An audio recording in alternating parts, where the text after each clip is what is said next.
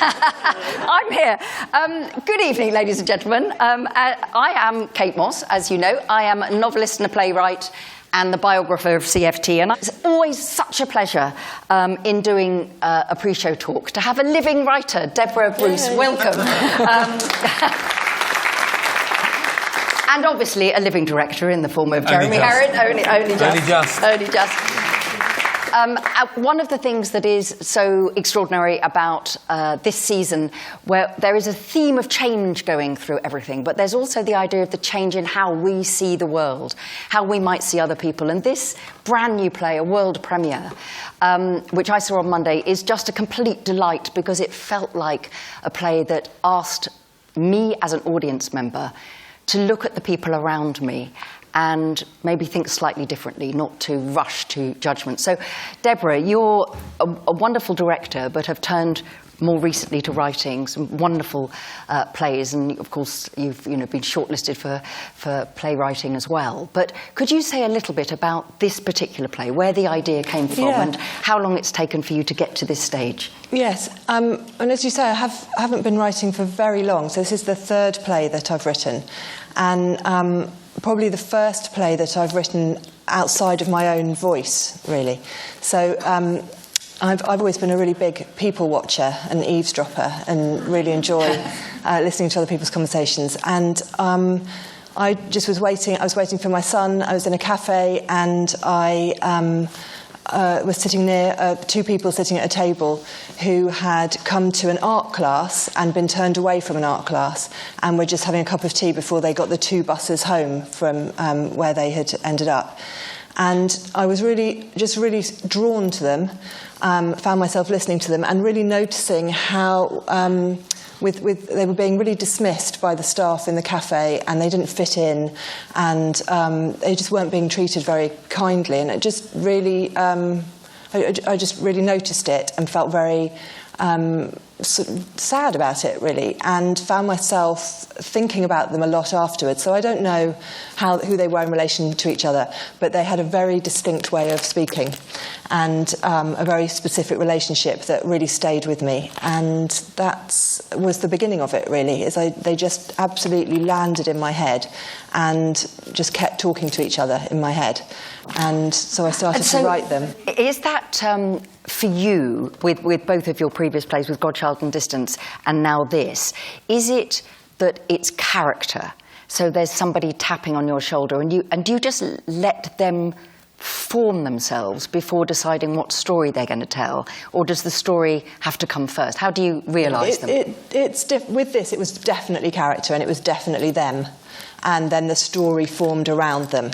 So I hadn't thought, I want to write a play about a brother and sister, I want to write a play about a codependent relationship. I hadn't thought any of those things until I'd heard these people in the cafe. But before then, I had approached writing differently, and I had started to write about a theme. But this was very specifically character-driven. That's so interesting. Yeah. So once you have these voices in your head, in the end, it's a beautifully put-together play. I felt really clear. I didn't know what was going to happen, but I felt immediately in safe hands that I was going to spend the evening with these extraordinary characters who are moving and different and have an amazing relationship. So when did you actually start to think, OK, I need to have set it in this place, in this particular time?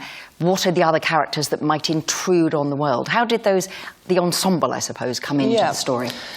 Well, I knew I wanted it to be about how these two characters didn't fit into the rest of the world. So I knew that at some point in the play, the world needed to come into their life inadvertently in a way that they hadn't really invited it in, and that the characters around them had to represent somehow the tension that I had seen in the cafe with how they were being treated by the waitress and other people around them, and that I wanted to represent that in the relationship between the brother and sister and the outside world.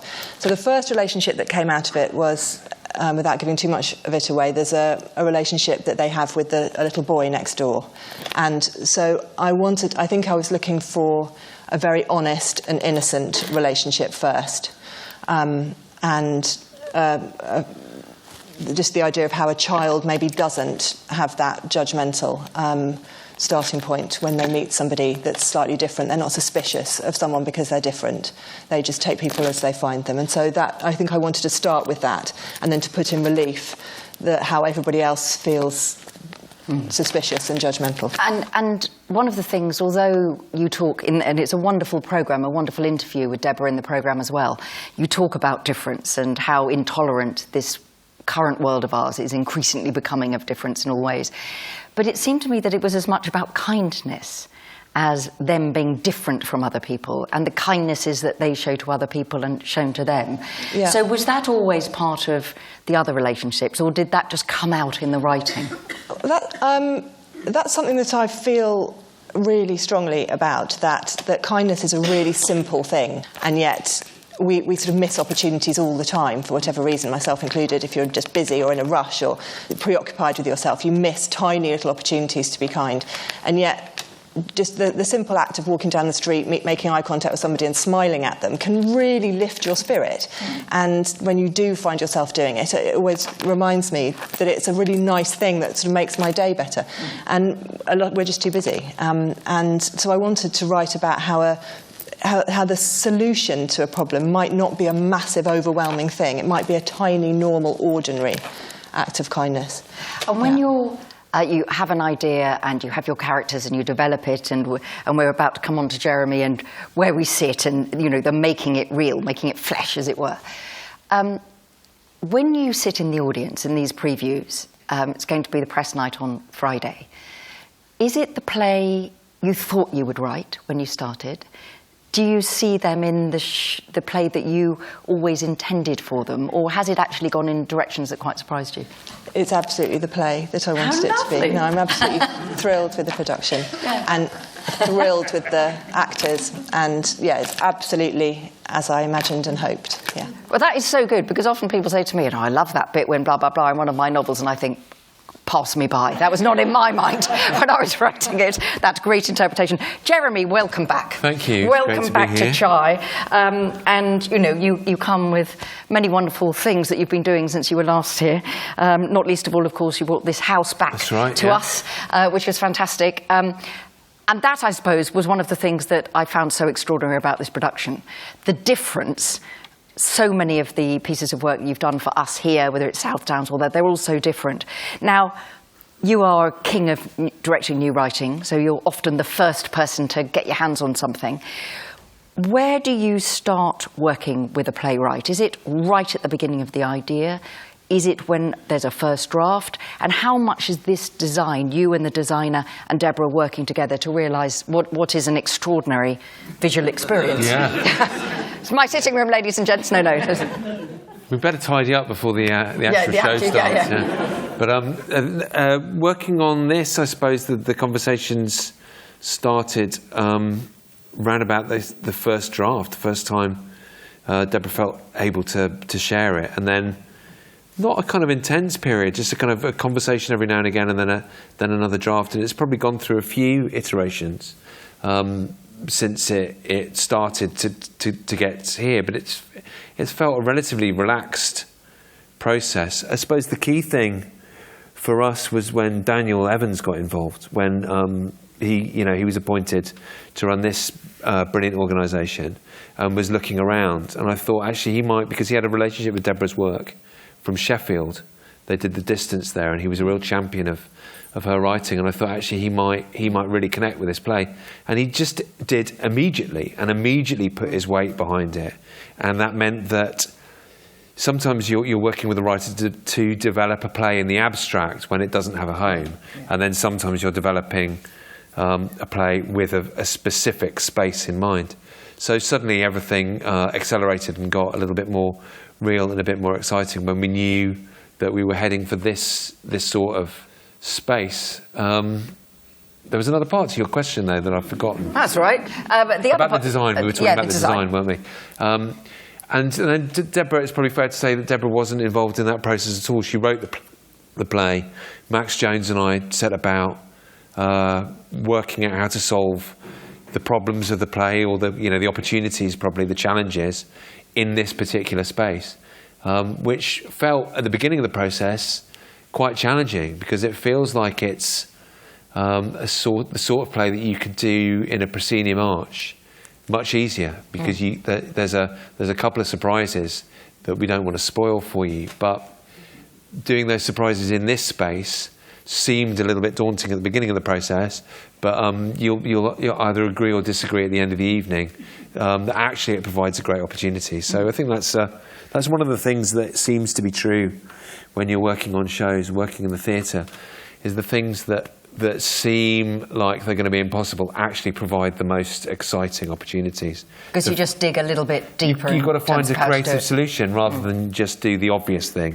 You've got to work out how to do it. And often, the shows that are most exciting for audiences are when everybody's been scratching their heads for months, and then suddenly there's a breakthrough. And it really felt like that with this. I mean, doing kind of a hoarder's house, or a house where people find it impossible to throw stuff out on 3 sides, is kind of great, because it makes the space our own sort of version dynamic. of Les Mis, really, isn't it? It's the barricade. Well, there might be a barricade at some point in the evening. But presumably, we're all giggling about the set in a way because it's so extraordinary, and nobody will ever forget this set. But of course, no, I mean that as a compliment.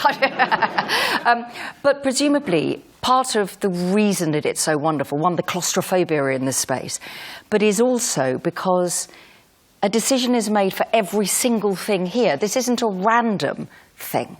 So how has that happened? Is that the story of this brother and sister, that everything in their life that ever meant something is here? I mean, who decides what things go in which books? I was going to say, I've never been on this set before. I'm absolutely amazed. No. And I'm looking here, there's all gas bills, and it's the detail is absolutely extraordinary. I've never realised quite how big it was.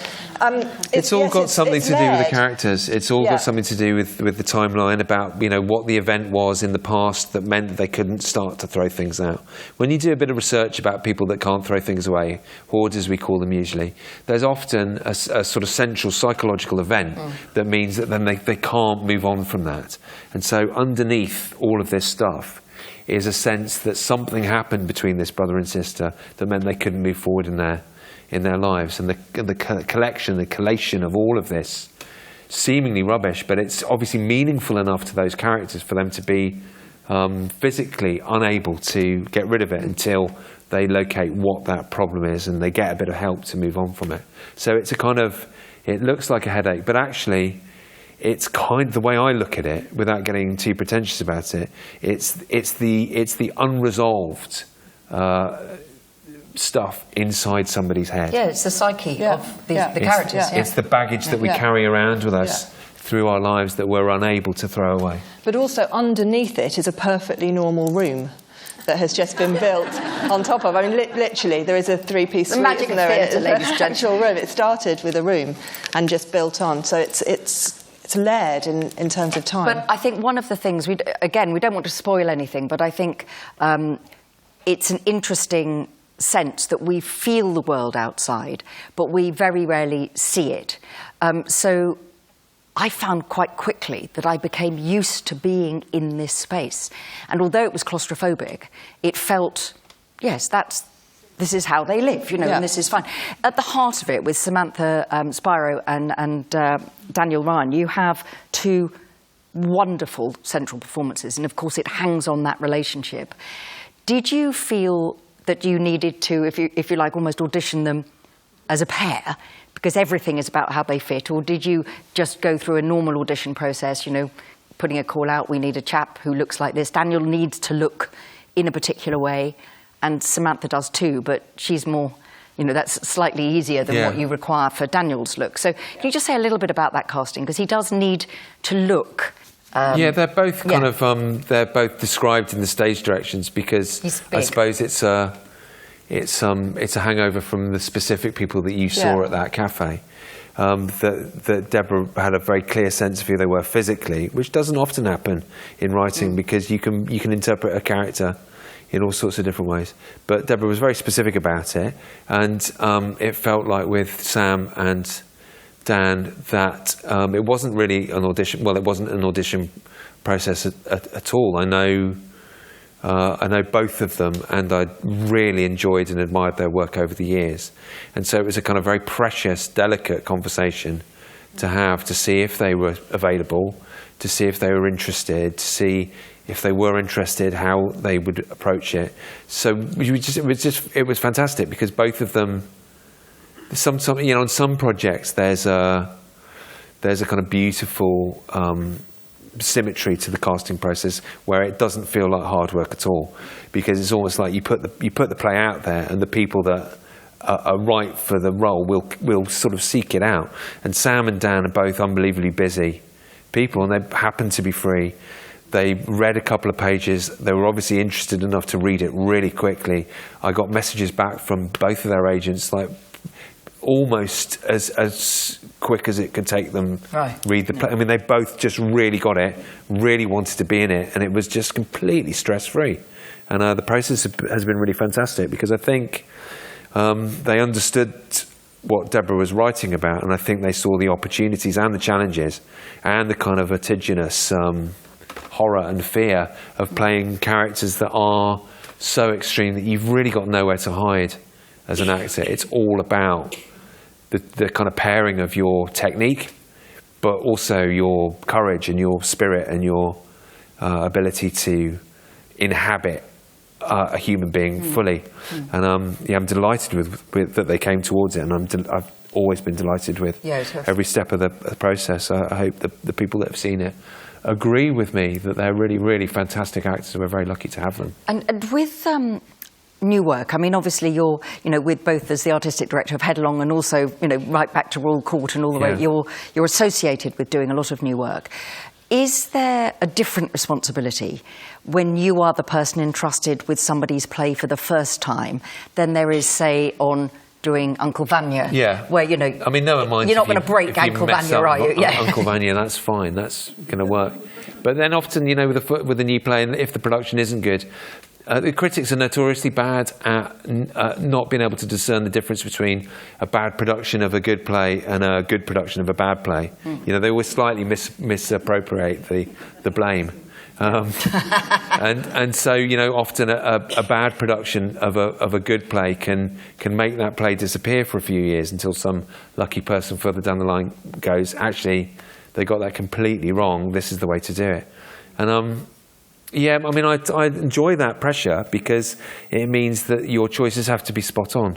And I think, you were talking before about my directing not necessarily having a kind of a signature style. I like that, because it means that I'm open to make the choices that are appropriate for that play, for that space, for that time. And at least that's the attempt. And I hate the idea of being in between an audience and a play. It's all about, for me, it's all about mediating that relationship as cleanly and as elegantly as possible. And so the pressure is great, but it's a good one. It's a good one to have. I would say you do have something of a signature, and I would say actually that's imagination. Yeah. Because there's always something that is what you might expect, and then some. Oh, good. And I think, anyway, that's an entirely separate conversation. We can have that in the bar later. Brilliant, I look forward to that. Brilliant, yes, we'll look for that. Thank you. Before we go out to the audience, Deborah, I just wanted to ask, and this is partly me with my own writer hat on, the process of sitting in a preview audience, moving towards a press night, all of the hullabaloo that goes with these sorts of things. How do you enjoy that process? Do you see the previews as a way of, letting the paint dry on your play and seeing it for itself with the audience? Or do you find all of that quite painful, sitting in an audience, listening to people react? I find it really difficult, actually, yeah. I find it really difficult sitting in the audience. It's, I think with the previews, it's still very much in progress, and for a director and a company, they're learning the final bits about the play as it conveys itself to an audience. And so it's a bit like if you've sort of painted a picture and you haven't quite finished painting it, and you've got someone over your shoulder going, oh, but you haven't filled in that bit, or you haven't done that. What about the hat? I know. Yes. Yeah. So it's hard watching it and hearing people and talking about it in the toilet, and all of that. You feel really, really vulnerable, but it's essential, and it's it's really valuable that where you have to learn from an audience which bits are working and which bits aren't, and you learn an awful lot that way. But yeah, it's hard, obviously. Do you, during the course of preview with Jeremy, do you rewrite things or take them out? Yes. You do. So you still are ruthless right up to the last moment. Yeah. Till you press go. Yeah.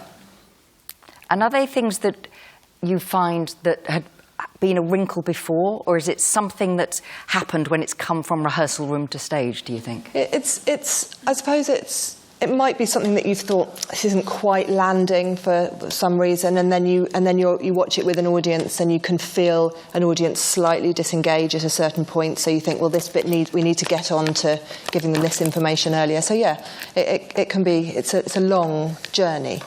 But an audience is another character in the play, really. And are you both surprised where people laugh? Because it's very warm and funny as well as serious and moving. Yeah. And there were a couple of times, though, when everybody was roaring with laughter, and I thought, that is the weirdest thing to be laughing now. I don't mind. So I just wondered if you were often surprised where the laugh came. There was a few that I thought, that'll get a laugh. And there was a few that I thought... weirdly, it's not the intention of the play. I don't think it's in Deborah's mind when she's writing it to think, well, if we set it up like this, and then we can do a payoff. It's not like a kind of technical comedy. And yet the characters are just hilarious because they're so eccentric and they're so liberated, and the extremes that they get into can be, they're right on the spectrum between tragedy and comedy, and that's a really great place to be, because it's not as if as a production, as a bit of work, we're hanging ourselves out to say our intention is to make you laugh.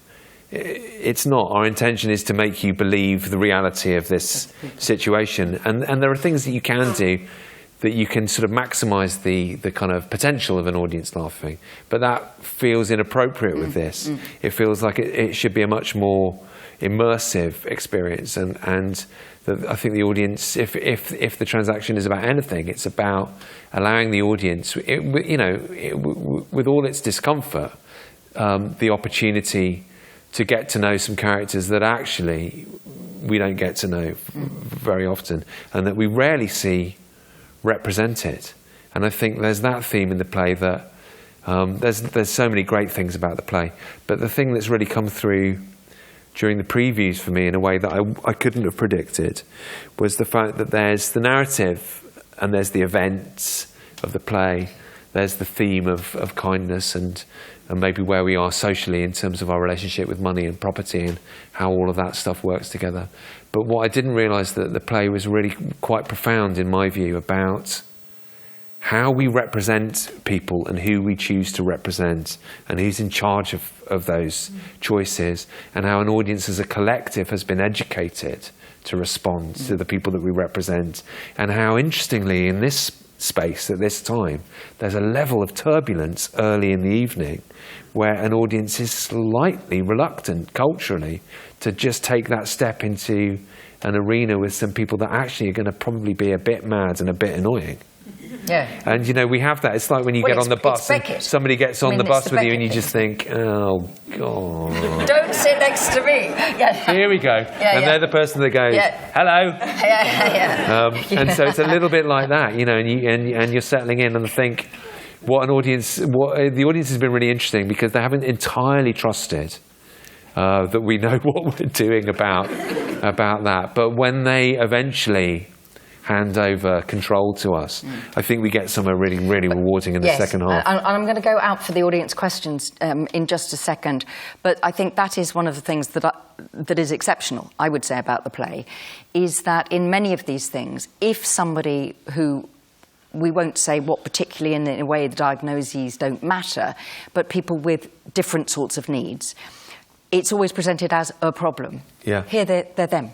Yeah. It's not about that at all, and that is very rare, I felt. I think it's an incredibly powerful thing. Can we have the house lights up a little bit so I can see the whites of your eyes? There we are. Gentleman there for the first question. Thank you very much. How on earth did you get all of this wonderful thing, rather like my flat, onto the stage? And what was the collection like, and so on? Our designer Max Jones and Sharon, who did the props and the prop buying and the prop sorting, kept their eyes out for house clearances, and then sifted through a few collections of people's worldly belongings when they had no use of them. And so in here is the product of several lives. And actually what you can't see from here, and I hadn't seen, but it is the incredible nature of detail, is that there are dropped coins. Just because you can't necessarily see here, there's no bit that isn't true. That's what's amazing me. Which is fantastic. Another question. I mean, a set isn't just for the audience. That often, it's a way of helping the actors to stay deeply immersed in the characters. So if they're seeing things that aren't real, that might just pull them out for a second. Thank you. Madam. I'm really interested in what you were saying, particularly apropos of this play, about the audience, because they are different every night. Yeah. So where do you start picking what you think will add to the play from the personality of the individual audiences? Yeah, that's a good question. If they react differently, so you might adapt something, feeling that maybe that was not working, but then the next night it would be different people. I suppose so. That's a really good point. I think you can feel, when you're in the audience and you're part of it yourself, you just feel a temperature in the audience that relates to the rhythm and the pace of the play that you've written. And sometimes it exposes things to yourself about a bit that's longer than it needs to be, or something that isn't clear. But of course, audiences are different every night. Yeah. But you can divine a sort of general collective sense of how an audience will consistently meet a narrative. So it's obvious if on the third night a particular thing isn't getting a response, or there isn't a kind of rapt attention from the audience, then you sort of backtrack and you work out, well, actually there's a bit of an air in the pipe at this point narratively. Let's clear that out, and then you change a bit.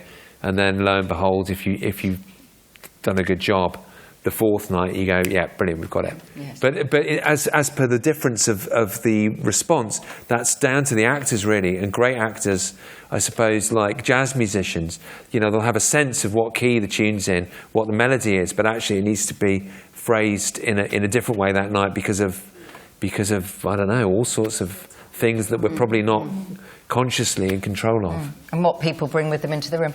Greg.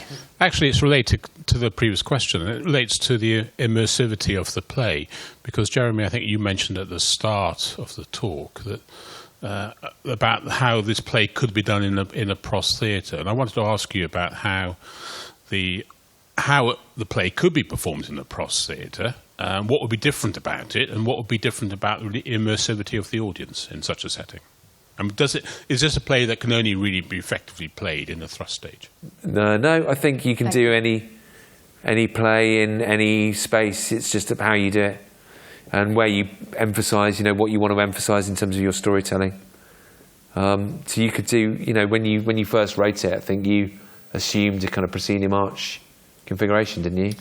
I wasn't really thinking about that, but no, I wasn't really thinking about how it was going to be produced. Right. That's often the best thing, when a writer just writes what they want to see or what they imagine and don't find the solutions for you. Then you can find some interesting fun with the design. Thank you. There's a question in the VOM, which is rather exciting. The lady does exist, you can't see her. It's going to be a disembodied voice. Yeah. I came to see it the other night, and I found it very disturbing, which is why I wanted to particularly come to your talk tonight. Did the actors find it disturbing, and how do they get over it? That's a great question. Do you want to answer it?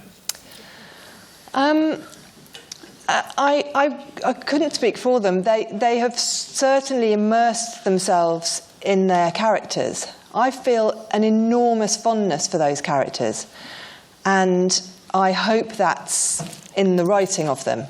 And I feel that essentially the play really looks after them. I feel sad about them too, but I feel essentially that they're okay.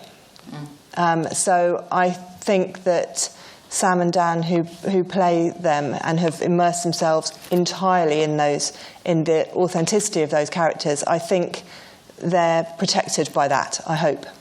I would say that that's true, that you know, it's a job of work, is they've worked out who those people are, and technically how do you repeat the portrayal of that on a nightly basis, and how do you do that in a way that doesn't tip you over the edge, you know? And they're both really sort of energised and quite together people with you know, seemingly strong hinterlands themselves, and they're just finding the joy in those characters, and that's kind of what we want as well. We don't want to dwell on what's difficult about those characters any more than what's beautiful and joyous about them. And we're, as a cast and as a production team and writer and director, we're at the advantage of knowing where the evening is going to end up. When you lot are sort of dragged kicking and screaming into the experience, you don't know that the whole evening is going to have all the different hues of tone that we're going for. That's lovely. Thank you. And thank you for that response. When you knew it was being staged at the Minerva, did you take into consideration the demographic of the Chichester audience? Well, I can answer that by saying no. You know, the play is the play, and it feels like an artistic statement that Deborah wanted to write with the Minerva and Chichester notwithstanding. I think what's really interesting about it, and it's been a fantastic place to premiere the play and to do the first production, in that it isn't obvious fare for a Chichester audience. You know, if this theatre didn't have such a committed group of audience members that was going to trust the management and bring themselves to the theatre, it might not have got such an interested launch. But it also feels like the transaction, the hurdles that the audience have to get over in order to understand these people, is truly political, actually, in an interesting way. And so I think, had I considered the demographic of the audience, I probably would have, consciously embraced it even more. As it was, it was simply, this is a really great play, that is a really great theatre with a really strong and supportive management, and with a dedicated and intelligent audience that is probably up for this sort of material, even though they might not know it yet. I think it's a very brilliant answer, and I think and actually, you know, just to finish off, we need to obviously give the set back to the players and allow the previews to carry on. But one of the things, obviously, in this particular theatre is that there is, within the LEAP programme, many workshops, including dementia workshops, and an actual attempt to engage locally with everybody who might find something in their soul if they come and participate and take part. So actually, I think we are very lucky to have a world premiere of this quality here. And actually, I think in answer to that, I would agree that this is possibly one of the places you could have this play. It's a wonderful and warm evening. I think everybody goes out thinking slightly differently, like our lady in the bomb. But I think now, just on behalf of the theatre and everybody here, we wish you the very, very best of luck for press night. I don't think you need luck, but we will be all cheering from the sidelines. It's been an enormous pleasure to talk to you. Deborah Bruce and Jeremy Herrin.